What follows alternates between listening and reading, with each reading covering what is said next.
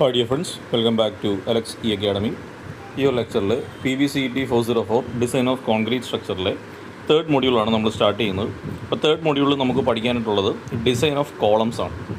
അപ്പോൾ ഈ വീഡിയോയിൽ നമ്മൾ introduction to short columns and IS code provisions ആണ് നമ്മൾ ഡിസ്കസ് ചെയ്യുന്നത്. ഓക്കെ, അപ്പോൾ നമ്മൾ ടോപ്പിക്കിലേക്ക് കയറുന്നതിന് മുമ്പ് നമുക്ക് ജസ്റ്റ് ഒന്ന് നമ്മളിപ്പോൾ സോഫാർ എവിടം വരെ എത്തി എന്നുള്ള ജസ്റ്റ് ഒന്ന് നോക്കാം. അപ്പോൾ fourth semester design of concrete structure എന്ന് പറയുന്ന സബ്ജക്റ്റാണ് നമ്മൾ ഡിസ്കസ് ചെയ്തുകൊണ്ടിരിക്കുന്നത്. അതിൽ നമ്മൾ ഫസ്റ്റ് മൊഡ്യൂൾ നമ്മൾ ഡിസ്കസ് ചെയ്തത് ഡിസൈൻ ഓഫ് ബീംസ് ആയിരുന്നു. അപ്പോൾ ഡിസൈൻ ഓഫ് ബീംസിൽ നമ്മൾ ലിമിറ്റ് സ്റ്റേറ്റ് മെത്തേഡിൻ്റെ കൺസെപ്റ്റ് നോക്കി. സിംഗിളി റീഇൻഫോഴ്സ്ഡ് റെക്ടാങ്കുലർ ബീംസ്, അതിൻ്റെ ന്യൂട്രൽ ആക്സിസ് ഡെപ്ത്, അതിൻ്റെ ന്യൂമറിക്കൽ പ്രോബ്ലംസ് അല്ലെങ്കിൽ അനാലിസിസ് പ്രോബ്ലംസ്, അതായത് മൊമെൻറ്റ് ഓഫ് റെസിസ്റ്റൻസ് കണ്ടുപിടിക്കാൻ നമ്മൾ ഡിസ്കസ് ചെയ്തു. Limit state of collapse in shear പഠിച്ചു. പിന്നെ analysis and design of singly reinforced rectangular beam, ഇത് നമ്മൾ ഡിസ്കസ് ചെയ്തതാണ്. സെക്കൻഡ് മൊഡ്യൂളിലേക്ക് വന്നപ്പോൾ നമ്മൾ ഡബിൾ റീഇൻഫോഴ്സ്ഡ് ബീം നോക്കി, അതിൻ്റെ തിയറി, ന്യൂമറിക്കൽ പ്രോബ്ലംസ്, ഫ്ലാഞ്ചഡ് ബീംസിൻ്റെ തിയറിയും IS കോഡ് പ്രൊവിഷൻസും നമ്മൾ ഡിസ്കസ് ചെയ്തു. 1 വേ സ്ലാബ് നോക്കി, 2 വേ സ്ലാബ് നോക്കി. ഓക്കെ, ഇനി നമ്മൾ തേർഡ് മൊഡ്യൂളിലേക്ക് വരുമ്പോൾ നമുക്ക് limit state of serviceability, introduction to IS code provisions ഉള്ളി എന്ന് പറയുന്നതാണ് ഫസ്റ്റ് ടോപ്പിക്ക് വരുന്നത്.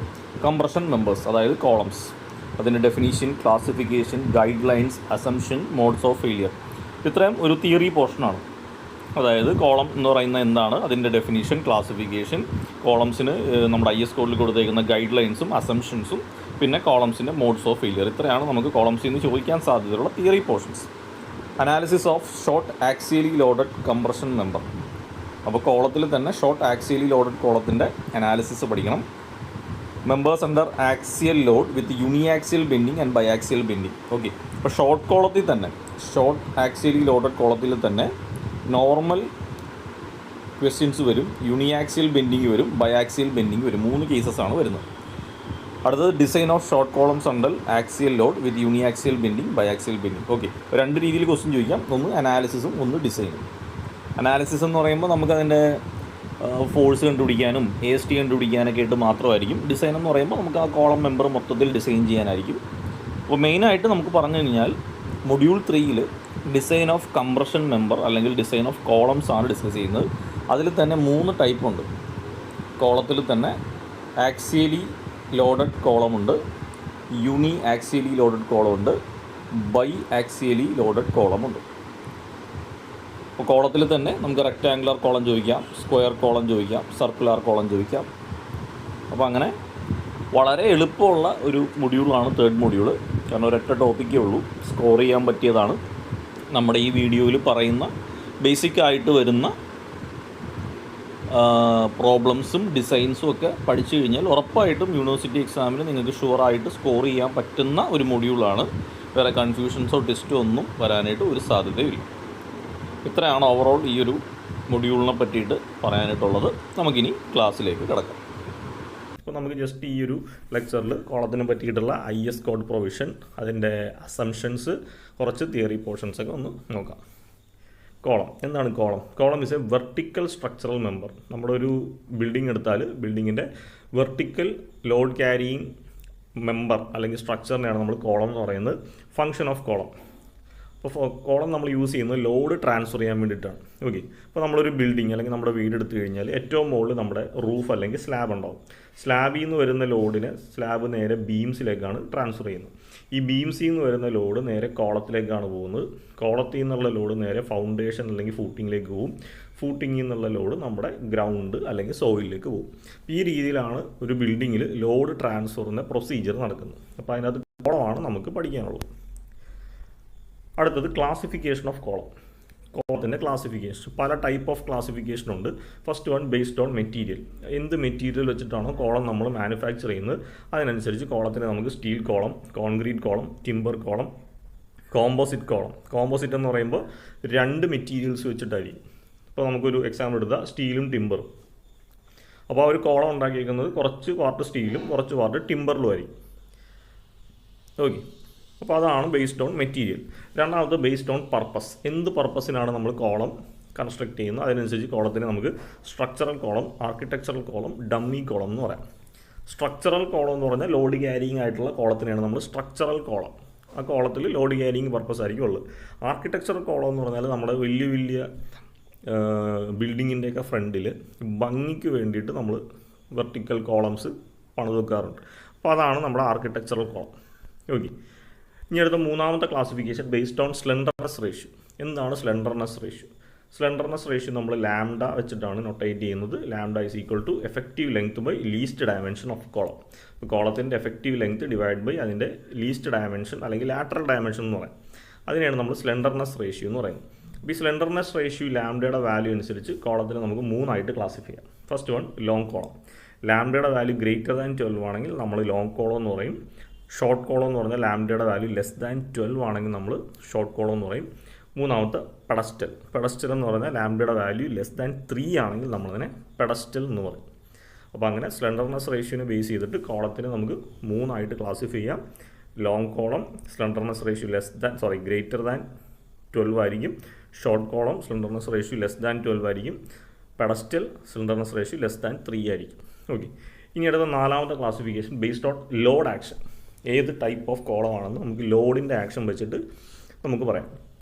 ഇപ്പോൾ ഈ കാണിച്ചേക്കുന്ന ഒരു വെർട്ടിക്കൽ മെമ്പറായിട്ടുള്ള കോളമാണ്. അപ്പോൾ ഈ കോളത്തിൻ്റെ നമ്മൾ എക്സ് ആക്സിസ് ഇവിടെ കൂടിയും വൈ ആക്സിസ് ഇവിടെ കൂടിയാണ്. അപ്പോൾ അതിൻ്റെ എക്സാക്റ്റ് മിഡ് പോയിന്റിലാണ് നമ്മുടെ ലോഡ് ആക്ട് ചെയ്യുന്നത്. എക്സാക്റ്റ് മിഡ് പോയിന്റിലാണ് നമ്മുടെ കോളത്തിലേക്ക് ലോഡ് ആക്ട് ചെയ്യുന്നതെങ്കിൽ നമ്മളതിനെ ആക്സിയൽ കംപ്രഷൻ കോളം എന്ന് വിളിക്കും. ആക്സിയൽ കംപ്രഷൻ കോളം എന്ന് വിളിക്കും. കറക്റ്റ് രണ്ട് ആക്സിസിൻ്റെയും സെൻറ്റർ സിമെട്രിക്കലായിട്ടാണ് ലോഡ് ആക്ട് ചെയ്യുന്നതെങ്കിൽ. അടുത്തത് യൂണി ആക്സിയൽ ബെൻഡിങ് കോളം. എന്താണ് യൂണി ആക്സിയൽ ബെൻഡിങ് കോളം? ഞാൻ നേരത്തെ പറഞ്ഞ പോലെ ഒരാക്സിസിലേക്ക് ബെൻഡിങ് ഉണ്ടാവും. എക്സ് ആക്സിസ് ഞാൻ വരച്ചു, വൈ ആക്സിസ് വരച്ചു. അപ്പോൾ ഇവിടെ നോക്കിക്കേ, എക്സ് ആക്സിസിൽ സിമെട്രിക്കലാണ് അല്ലേ, ഈ ലോഡ് ആക്ട് ചെയ്യുന്നത് എക്സ് ആക്സിസിൽ തന്നെയാണ്. പക്ഷേ വൈ ആക്സിസിൽ നിന്ന് ഒരു ഈ ഇസെൻട്രിസിറ്റി മാറിയിട്ടാണ് അത് ആക്ട് ചെയ്യുന്നത്. എക്സ് ആക്സിസിൽ ഓക്കെ, വൈ ആക്സിസ് ഇവിടെ കിടക്കുക. വൈ ആക്സിസിൽ നിന്ന് ഒരു ഇച്ചിരി ഡിസ്റ്റൻസ് മാറിയിട്ടാണ് അത് ആക്ട് ചെയ്യുന്നത്. അപ്പോൾ അതിനെ നമ്മൾ യൂണി ആക്സിയൽ ബെൻഡിങ് എന്ന് പറയും. Column subjected to uniaxial bending എന്ന് വെച്ചാൽ ഒരു ഡയറക്ഷനിൽ അതിൽ മൊമെൻ്റ് ഉണ്ടാവും. അപ്പോൾ നമുക്കറിയാം മൊമെൻ്റ് എന്ന് പറഞ്ഞാൽ ലോഡ് ഇൻറ്റു എസെൻട്രിസിറ്റി ആണ്. അപ്പോൾ എസെൻട്രിസിറ്റി ഉണ്ടെങ്കിൽ അവിടെ ഒരു മൊമെൻറ്റ് ക്രിയേറ്റ് ചെയ്യും. അപ്പോൾ യൂണി ആക്സിയൽ എന്ന് പറഞ്ഞാൽ ഒരു ആക്സിസിന് മൊമെൻ്റ് ഉണ്ട്, മറ്റേ ആക്സിസിൽ സിമെട്രിക്കലാണ് അല്ലേ. ഇപ്പോൾ എക്സ് ആക്സിസ് എടുത്തു കഴിഞ്ഞാൽ അത് കറക്റ്റ് എക്സ് ആക്സിസിൽ തന്നെയാണ് മീറ്റ് ചെയ്യുന്നത്. അപ്പോൾ അവിടെ പ്രശ്നമില്ല. രണ്ടാമത്തെ ടൈപ്പ് ബയാക്സിയൽ ബെൻഡിങ്. ബയാക്സിയൽ ബെൻഡിങ്ങിൻ്റെ ഒരു ഫിഗറാണ് ഈ കാണുന്നത്. ഇപ്പോൾ കോളത്തിൻ്റെ X axis Y axis load act ചെയ്യുന്നത് രണ്ട് ആക്സിസിൽ നിന്നും മാറിയിട്ടാണ്. ഇവിടെയാണ് ലോഡ് ആക്ട് ചെയ്യുന്നത്. അപ്പോൾ എന്താണ്, നമുക്ക് ഒരു എസെൻട്രിസിറ്റി ഇൻ എക്സ് ഡയറക്ഷൻ ഉണ്ട്, ഒരു എസെൻട്രിസിറ്റി ഇൻ വൈ ഡയറക്ഷൻ ഉണ്ട്. അപ്പോൾ രണ്ട് ആക്സിസിലും നമുക്ക് ബെൻഡിങ് ഒക്കർ ചെയ്യുന്നുണ്ട്.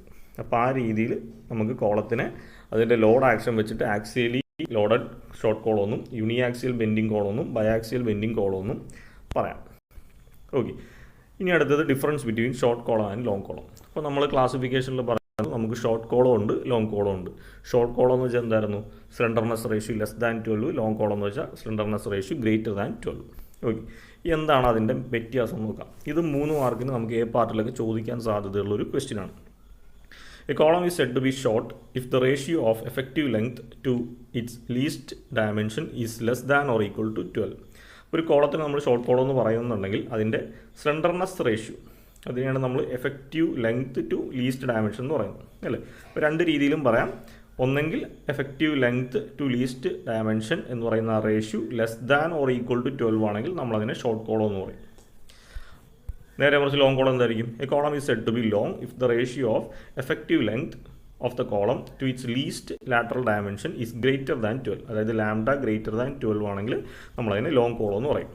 ഓക്കെ, ഇനി അടുത്തത് the ratio of effective length of short column to its least radius of gyration is less than or equal to 40. Okay, ഇത് രണ്ടാമത്തെ ഒരു പോയിൻ്റാണ്. കോളത്തിൻ്റെ effective length L effective by least radius of gyration. Least radius of gyration നമ്മൾ mechanics of സോളിലൊക്കെ പഠിച്ചിട്ടുണ്ട്. Radius of gyration ഒക്കെ എന്താണ്? അപ്പോൾ L effective by least radius of gyration less than or equal to 40 ആണെങ്കിൽ നമ്മളതിനെ ഷോർട്ട് കോളം എന്ന് പറയും. ഗ്രേറ്റർ ദാൻ 40 ആണെങ്കിൽ നമ്മളതിനെ ലോങ് കോളം എന്ന് പറയും.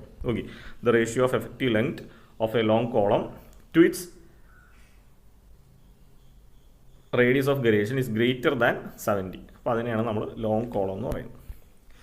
ഇനി അടുത്ത് buckling tendencies low. Short column ആയതുകൊണ്ട് ബക്ലിംഗ് ടെൻഡൻസി ഉണ്ടാവില്ല.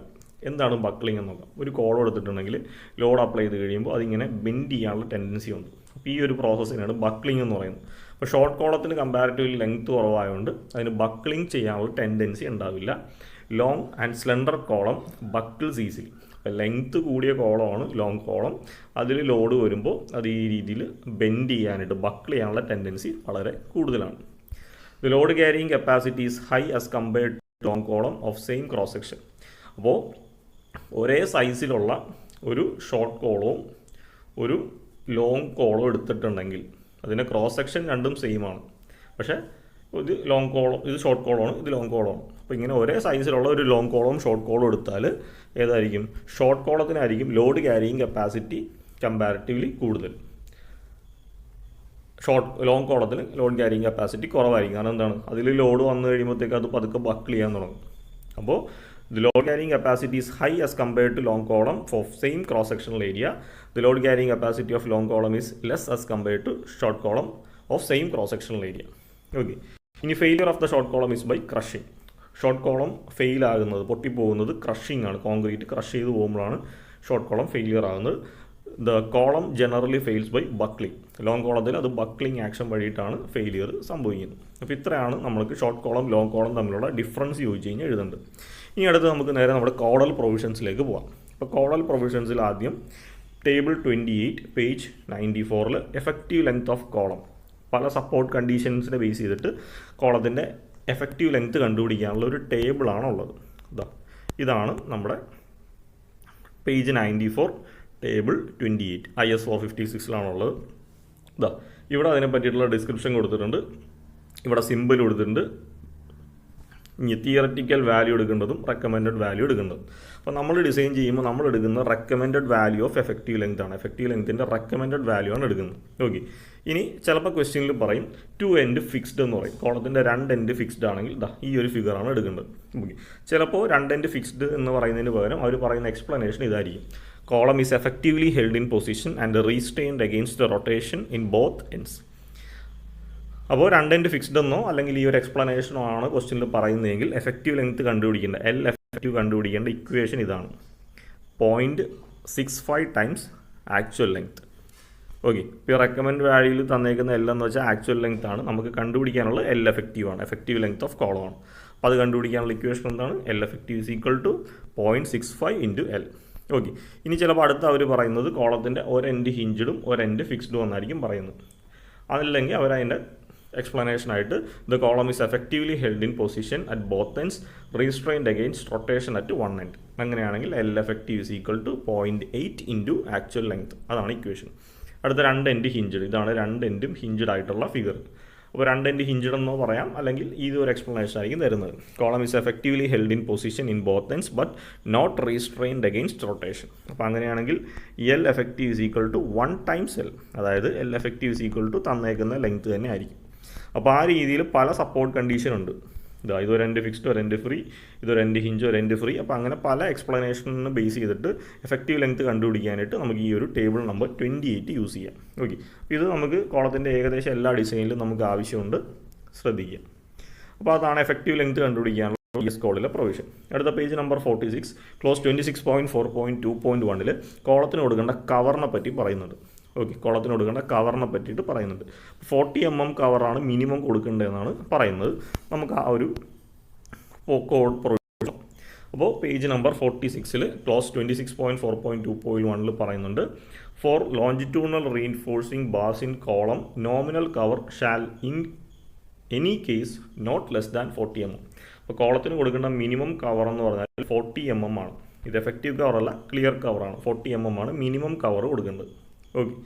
അതേപോലെ in case of column of minimum dimension of 200 mm or under whose reinforcing bar does not exceed 12 mm the cover of 25 mm may be used. അതായത് തീരെ size കുറഞ്ഞ 200 mm ഡയമെൻഷനിൽ താഴെയുള്ള കോളമാണ് use ചെയ്യുന്നതെങ്കിൽ മിനിമം 25 mm കവർ കൊടുത്താൽ മതി. പക്ഷേ ഈ ഒരു ക്ലോസ് നോക്കണ്ട, നമുക്ക് ഇത് പഠിച്ചാൽ മതി.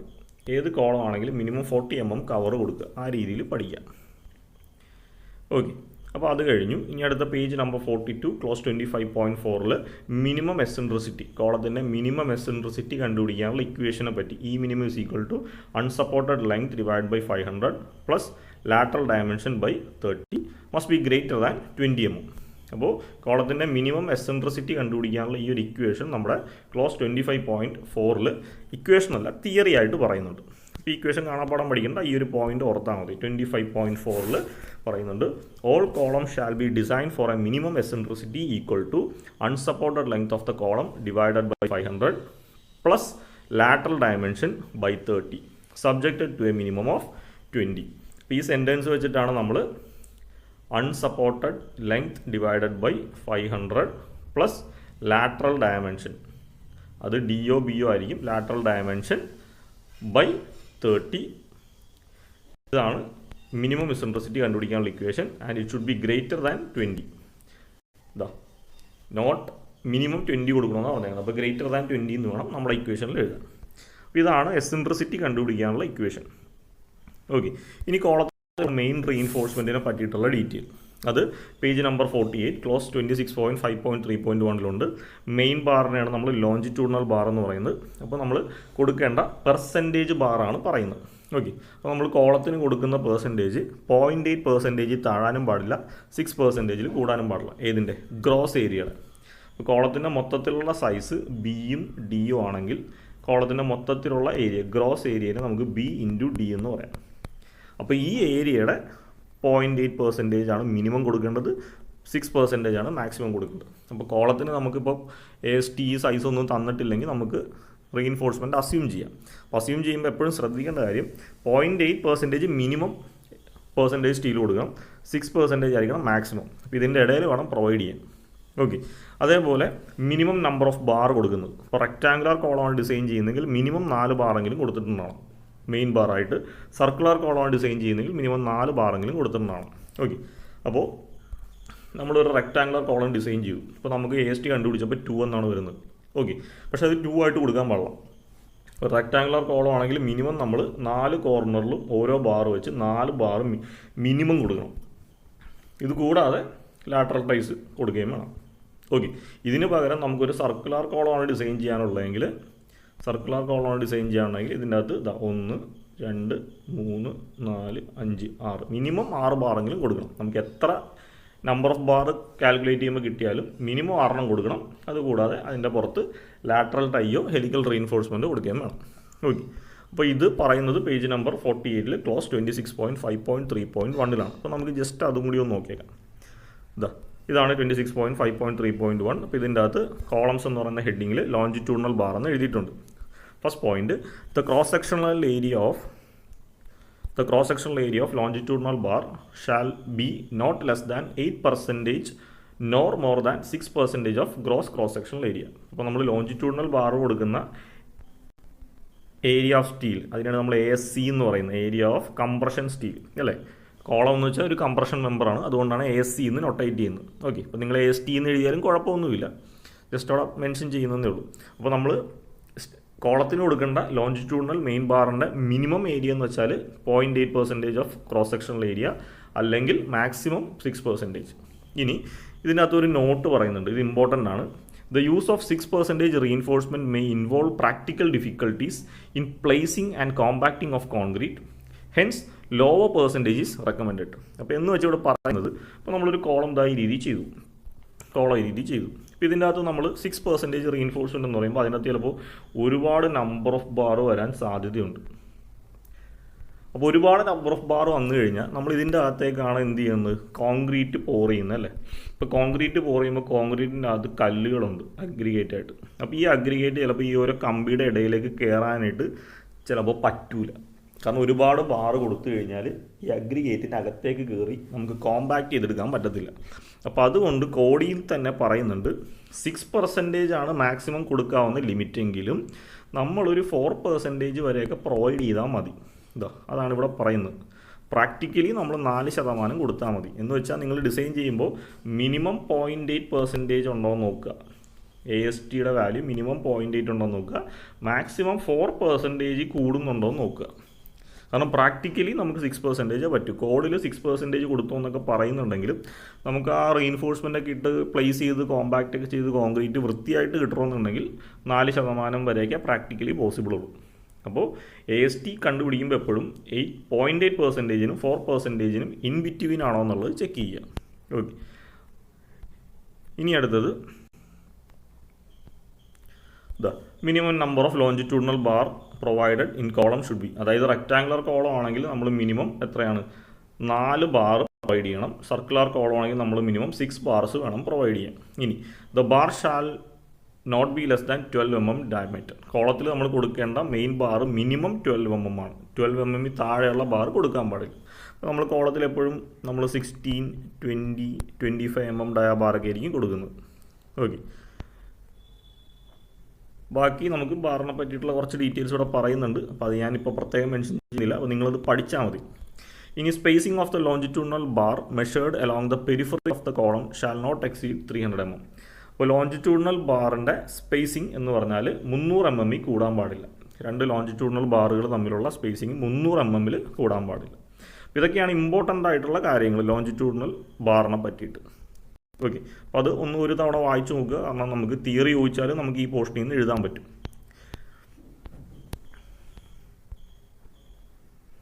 ഓക്കെ, ഇനി അടുത്തത് നമ്മളിത് പറഞ്ഞായിരുന്നു. മിനിമം ഡയമീറ്റർ 12 mm, സ്പേസിങ് വരേണ്ടത് 300 mm. ഇത് നമ്മൾ പറഞ്ഞായിരുന്നു.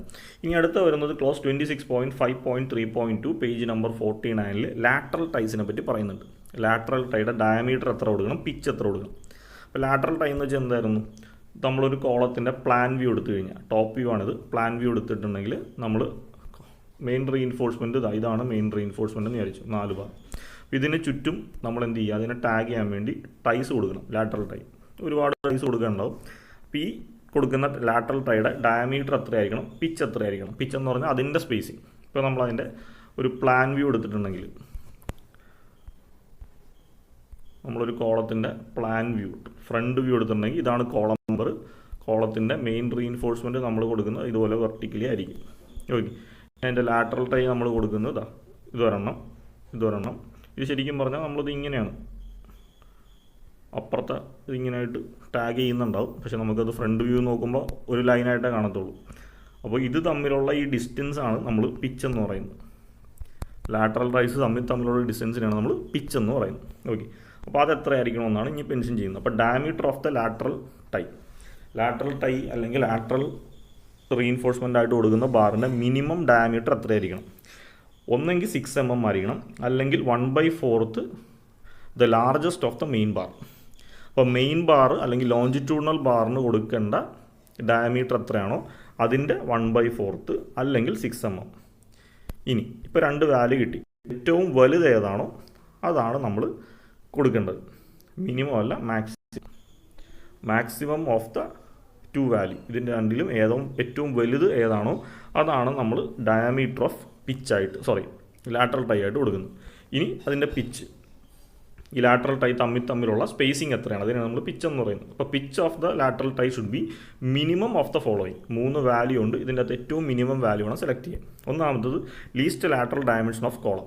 അപ്പോൾ നമുക്കൊരു റെക്ടാങ്കുലർ കോളമാണ് തന്നിരിക്കുന്നത്, ബിയും ഡിയും. ഇതിനകത്ത് ഏറ്റവും ചെറിയ ഡയമെൻഷൻ ഏതാണോ അതാണ് ഈ ലീസ്റ്റ് ലാറ്ററൽ ഡയമെൻഷൻ. ഇപ്പം ബി 200-ഉം ഡി 300-ഉം ആണെങ്കിൽ ലീസ്റ്റ് ഡയമെൻഷൻ എന്ന് വെച്ചാൽ 200 ആണ്. അപ്പോൾ ഇവിടെ 200 എന്ന് എഴുതുക. അടുത്തത് 16 times the smallest main bar diameter. അപ്പോൾ 16 ഇൻറ്റു മെയിൻ ബാറിൻ്റെ ഡയമീറ്റർ. ചിലപ്പോൾ നമ്മൾ കോളത്തിൽ 2 ബാറൊക്കെ ഒരുമിച്ച് യൂസ് ചെയ്യാറുണ്ട്. കോമ്പിനേഷൻ ആയിരിക്കും. ഒരു 25 ബാർ, അടുത്തൊരു 20-യുടെ ബാർ, അടുത്തൊരു 25-യുടെ ബാർ, അടുത്തൊരു 20-യുടെ ബാർ. അപ്പോൾ അങ്ങനെ.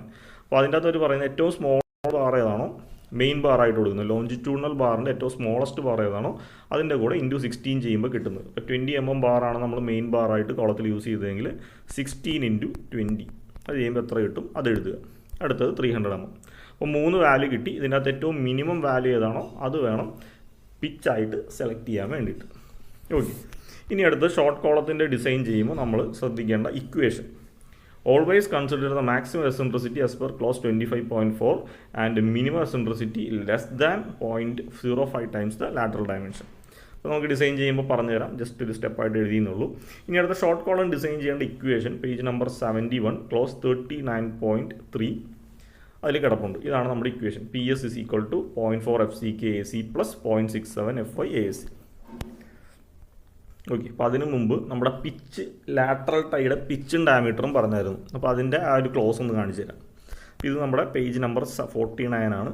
അപ്പോൾ അതിൻ്റെ അകത്ത് C എന്ന് പറഞ്ഞ ഹെഡിങ്ങിൽ ലാറ്ററൽ ടൈയുടെ പിച്ചും ലാറ്ററൽ ടൈയുടെ ഡയമീറ്റർ എത്രയാണെന്ന് പ്രത്യേകം എഴുതിയിട്ടുണ്ട്. അപ്പോൾ ഞാൻ പറഞ്ഞു പിച്ച് എന്ന് പറഞ്ഞാൽ ഇതിൻ്റെ മൂന്നെണ്ണത്തിൻ്റെ മിനിമം ആണ്. Least lateral dimension 16 times the diameter of the main bar, അല്ലെങ്കിൽ 300. ഇതിൻ്റെ അകത്ത് മിനിമം ഏതാണോ അത് സെലക്ട് ചെയ്യുക. ഇനി ഡയമീറ്റർ, ലാറ്ററൽ ടൈൻ്റെ ഡയമീറ്റർ എന്ന് പറഞ്ഞാൽ എത്രയായിരിക്കണം? ഒന്നെങ്കിൽ 1/4 of the diameter of largest bar. Longitudinal ബാറിന് കൊടുക്കുന്ന ബാർ ഏതാണോ അതിൻ്റെ 1/4 ഡയമീറ്റർ, അല്ലെങ്കിൽ 16 എന്നാണ് ഇവിടെ തന്നേക്കുന്നത്. 6 mm ആണ് കേട്ടോ. അതൊരു ചെറിയ എററാണ് കോഡ് ബുക്കിൽ. 6 mm ആണ്. ഇതിൻ്റെ അകത്ത് ഏറ്റവും മാക്സിമം വാല്യൂ ഏതാണോ അത് വേണം ഡയമീറ്റർ ആയിട്ട് സെലക്ട് ചെയ്യാം. ഇനി നമ്മൾ ഹെലിക്കൽ റീഇൻഫോഴ്സ്മെൻ്റ് ആണ് സെലക്ട് ചെയ്യുന്നതെങ്കിൽ നമ്മൾ പറഞ്ഞായിരുന്നു നമ്മൾ സ്പൈറൽ റീഇൻഫോഴ്സ്മെൻറ്റും ഉണ്ട്, ലാറ്ററൽ ടൈയും ഉണ്ട്. അപ്പോൾ ഹെലിക്കൽ റീഇൻഫോഴ്സ്മെൻറ്റ് അല്ലെങ്കിൽ സ്പൈറൽ റീഇൻഫോഴ്സ്മെൻ്റ് ആണ് പ്രൊവൈഡ് ചെയ്യുന്നതെങ്കിൽ പിച്ച് കൊടുക്കേണ്ടതിൻ്റെ ഡീറ്റെയിൽ ഇവിടെ എഴുതിയിട്ടുണ്ട്, ഡയമീറ്റർ കൊടുക്കുന്നതിൻ്റെ ഡീറ്റെയിൽ ഇവിടെ എഴുതിയിട്ടുണ്ട്. അപ്പോൾ ഇത് നമുക്ക് പ്രോബ്ലം ചെയ്യുമ്പോൾ ഡീറ്റെയിൽ ആയിട്ട് പറയാം. ഓക്കെ, ഇനി നമുക്ക് പേജ് നമ്പർ 71 കോളം ഡിസൈൻ ചെയ്യാനുള്ള ഇക്വേഷൻസ് ഒക്കെ ഉള്ളത്. അപ്പോൾ കോളം ഡിസൈൻ ചെയ്യാനായിട്ട് ഷോർട്ട് ആക്സിയലി ലോഡഡ് കോളം, സാധാരണ കോളം ആണെങ്കിൽ കണ്ടുപിടിക്കേണ്ട ഇക്വേഷനാണ് ഈ എഴുതിയിരിക്കുന്നത്. PU = 0.4 FCK/AC + 0.67 FY/AC. ഓരോന്നും എന്താണെന്ന് ഇവിടെ കറക്റ്റായിട്ട് മെൻഷൻ ചെയ്യുന്നുണ്ട്. ഓക്കെ, ഇനി അതിൽ തന്നെ ഹെലിക്കൽ റീഇൻഫോഴ്സ്മെൻ്റ് ഉള്ള ബാറാണ് ഡിസൈൻ ചെയ്യേണ്ടതെങ്കിൽ അതിൻ്റെ ഡീറ്റെയിൽസ് ഇവിടെ എഴുതിയിട്ടുണ്ട്. അപ്പോൾ സാധാരണ ലാറ്ററൽ ടൈ ആണ് നമ്മൾ ഷോർട്ട് ആക്സിയൽ കോളമാണ് ഡിസൈൻ ചെയ്യുന്നതെങ്കിൽ ഈ ഇക്വേഷനാണ് യൂസ് ചെയ്യേണ്ടത്. ഇനി circular column with helical reinforcement ആണ് ഡിസൈൻ ചെയ്യാൻ പറഞ്ഞതെങ്കിൽ ഈ പോയിൻറ്റ്സ് യൂസ് ചെയ്തുകൊണ്ട് ഡിസൈൻ ചെയ്യാം. ഇനി അടുത്തത് column subjected to uniaxial bending. കോളത്തിനെ യൂണി ആക്സിയൽ ബെൻഡിങ് വെച്ചിട്ടാണ് ചെയ്യേണ്ടതെങ്കിൽ ഈ ക്ലോസ് യൂസ് ചെയ്ത് ഡിസൈൻ ചെയ്യുക. ഇനി കോളത്തിനെ ബയാക്സിയൽ ബെൻഡിങ്ങിൻ്റെ കേസിലാണ് ഡിസൈൻ ചെയ്യുന്നതെങ്കിൽ ഈ ഇക്വേഷൻസും ഈ ക്ലോസും യൂസ് ചെയ്തിട്ട് ചെയ്യുക. ഇത് മൂന്നുമാണ് ഷോർട്ട് കോളം ഡിസൈൻ ചെയ്യാനുള്ള ഇക്വേഷൻസും കോഡൽ പ്രൊവിഷൻസും. ഇനി അടുത്ത സ്ലെൻഡർ കോളം അല്ലെങ്കിൽ ലോങ് കോളമാണ് ഡിസൈൻ ചെയ്യാനുള്ളതെങ്കിൽ ഈ പറയുന്ന ഡീറ്റെയിൽസ് യൂസ് ചെയ്യാം. ഇത് നിങ്ങളുടെ സിലബസിൽ പറയുന്നില്ല. ഇൻ കേസ് അതൊരു തിയറി ക്വസ്റ്റ്യൻ ആയിട്ട് ചോദിക്കുവാണെങ്കിൽ ലോങ് കോളം ഡിസൈൻ ചെയ്യുന്ന ഇക്വേഷനും അതിൻ്റെ പ്രൊസീജിയർ എങ്ങനെയാണെന്ന് ചോദിച്ചു കഴിഞ്ഞാൽ ഇത് എഴുതുക. പേജ് നമ്പർ 79 ലാസ്റ്റ് കിടക്കുന്ന ഈ വാല്യൂ, അതേപോലെ പേജ് നമ്പർ 72 കുറച്ച് പോയിൻറ്റ്സും ഇക്വേഷനും ഉണ്ട്. ഓക്കെ, അപ്പോൾ ഇത്രയാണ് നമുക്ക് അതിനകത്ത് വരുന്നത്. ഇനി നമുക്ക് ഫസ്റ്റ് ടൈപ്പ് ഓഫ് ക്വസ്റ്റ്യൻ എന്ന് വെച്ചാൽ നമ്മുടെ short column, axially loaded short കോളമാണ്. അതിൽ തന്നെ 3 ടൈപ്പ് ഓഫ് പ്രോബ്ലമാണ് നമുക്ക് പഠിക്കാനുള്ളത്. ടൈപ്പ് 1 എന്ന് പറഞ്ഞാൽ കോളത്തിൻ്റെ സൈസ് തന്നിട്ടുണ്ടാവും, ബാക്കി റീഇൻഫോഴ്സ്മെൻ്റ് ഒക്കെ ഡിസൈൻ ചെയ്യണം. ടൈപ്പ് 2 പ്രോബ്ലം എന്ന് വെച്ചാൽ കോളത്തിൻ്റെ സൈസും തന്നിട്ടുണ്ടാവില്ല, റീഇൻഫോഴ്സ്മെൻറ്റും നന്നാവില്ല. അപ്പോൾ കോളത്തിൻ്റെ സൈസും ബാറും എല്ലാം നമ്മൾ ഡിസൈൻ ചെയ്യണം. മൂന്നാമത്തെ ടൈപ്പ് ഓഫ് ഡിസൈൻ എന്ന് വെച്ചാൽ circular column with helical reinforcement. അപ്പോൾ അങ്ങനെ നമ്മുടെ സിലബസിൽ പറഞ്ഞേക്കുന്ന first part design of axially loaded short column. Axially loaded ആയിട്ടുള്ള ഷോർട്ട് കോളം ഡിസൈൻ ചെയ്യാനായിട്ട് നമുക്ക് 3 ഡിസൈൻ മിനിമം പഠിക്കണം. 3 ഡിസൈൻ നമ്മൾ മിനിമം പഠിക്കണം. ഓക്കെ, അപ്പോൾ നമ്മൾ പഠിക്കേണ്ട 3 ടൈപ്പ് ഓഫ് പ്രോബ്ലം എന്ന് പറഞ്ഞാൽ, ഒന്ന് കോളത്തിൻ്റെ സൈസ് തന്നിട്ടുണ്ടാവും, ബാക്കി റീഇൻഫോഴ്സ്മെൻറ്റ്, ലാറ്ററൽ ടൈയും സ്പേസിംഗ് ഒക്കെ ഡിസൈൻ ചെയ്യുക. രണ്ടാമത്തെ ടൈപ്പ് എന്ന് വെച്ചാൽ കോളത്തിൻ്റെ സൈസ് തന്നിട്ടുണ്ടാവില്ല, റീഇൻഫോഴ്സ്മെൻറ്റിനെ പറ്റിയും പറഞ്ഞിട്ടുണ്ടാവില്ല, കംപ്ലീറ്റ് ഡിസൈൻ ചെയ്യണം. മൂന്നാമത്തെ ടൈപ്പ് എന്ന് വെച്ചാൽ circular column with helical tie ആണ് ഡിസൈൻ ചെയ്യേണ്ടത്.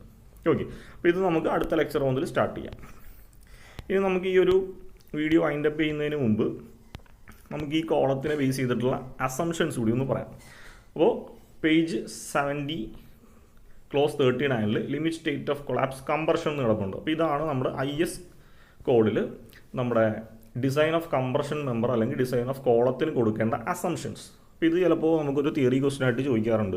What are the assumptions made in design of column അല്ലെങ്കിൽ ലിമിറ്റ് സ്റ്റേറ്റ് ഓഫ് കൊളാപ്സ് കംപ്രഷനിൽ കൊടുത്തേക്കുന്ന അസംഷൻസ് എന്തൊക്കെയാണ്? ഇവിടെ പ്രത്യേകം ശ്രദ്ധിക്കുക. In addition to the assumptions given in 38.8 to 38.E for flexure the following points shall be assumed. Okay, അപ്പോൾ ഇവിടെ ഇതുപോലെ എഴുതി വെക്കരുത് നിങ്ങൾ. നമ്മൾ ബീം പഠിച്ചപ്പോൾ നമ്മൾ ഇതേപോലെ അസംഷൻസ് പഠിച്ചായിരുന്നു. അത് നമ്മൾ 38.1 എ എന്ന് പറയുന്ന പോയിൻറ്റും ഇ എന്ന് പറയുന്ന പോയിൻറ്റും. അപ്പോൾ ആ സെയിം പോയിൻ്റ് ഇവിടെ എഴുതുക, അല്ലാതെ ഈ എഴുതി വെക്കരുത്. നിങ്ങൾ ഇങ്ങനെ ഒരു ക്വസ്റ്റ്യൻ ചോദിക്കുമ്പോൾ കോഡിൽ എഴുതിയേക്കുന്ന ഇങ്ങനെയാണെന്ന് പറഞ്ഞ് ഇത് എഴുതി വെക്കരുത്. 38.1 എ എന്ന് പറയുന്ന പോയിന്റ് മുതൽ 38.1 ഇ എന്ന് പറയുന്ന പോയിന്റ് വരെ ഇതിൻ്റെ അകത്ത് എഴുതുക. അത് കൂടാതെ നമുക്ക് 2 പോയിൻ്റാണ് കോളത്തിന് അഡീഷണൽ ആയിട്ട് വരുന്നത്. അതിൻ്റെ അത് first one, the maximum compression strain in concrete in axial compression is taken as 0.002. The maximum compressive strain at highly compressed extreme fiber in concrete subjected to axial compression and bending and when there is no tension on the section shall be 0.0035 minus 0.75 times the strain in the least compressed extreme fiber. Okay, അപ്പോൾ കോളത്തിൻ്റെ assumptions എഴുതാൻ പറഞ്ഞാൽ നമ്മുടെ close 38.1, അതായത് page number 69 കിടപ്പുണ്ട്. 38.1 A മുതൽ ഈ വരെയുള്ള points എല്ലാം എഴുതുക. അത് കൂടാതെ ഈ 2 പോയിൻറ്റും എഴുതുക. അങ്ങനെ എഴുതിയാലേ നിങ്ങൾക്ക് ഫുൾ മാർക്ക് കിട്ടത്തുള്ളൂ. ഓക്കെ, അപ്പോൾ ഓവറോൾ ഇത്രയാണ് നമുക്ക് കോളത്തിനെ പറ്റിയിട്ട് ഒരു ഇൻട്രൊഡക്ഷൻ ആയിട്ട് പറയാനുള്ളത്. നമ്മൾ കോളത്തിന് ഉപയോഗിക്കേണ്ട എല്ലാ IS കോളൽ പ്രൊവിഷൻസും പറഞ്ഞു. അടുത്ത ലെക്ചർ മുതൽ നമുക്ക് കോളത്തിൻ്റെ ഡിസൈൻസ് സ്റ്റാർട്ട് ചെയ്യും. Okay, thank you.